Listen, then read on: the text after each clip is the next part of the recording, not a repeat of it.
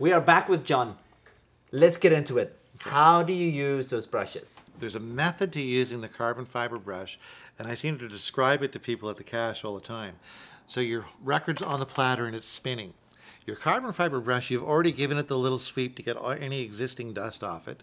You take that brush, and while the record's spinning, the top edge of the brush is touching this lead-out groove. So you push down the brush just enough to bend those bristles, and then you just pull it towards you.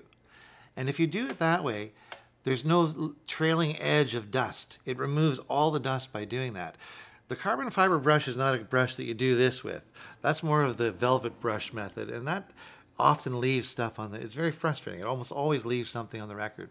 So the beauty of the carbon fiber brush, when it's used properly, pushed down and pulled towards you, is that it removes all the dust. What about the Stylus? The Stylus brush is a very important tool, and it's something I recommend you use regularly.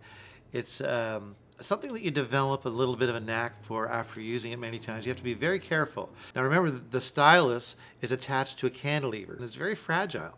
So you don't want to be brushing it or pushing it forward in any way. You want to go from back to front very carefully. So this removes the gunk from the needle, but I have to stress you have to do this very carefully.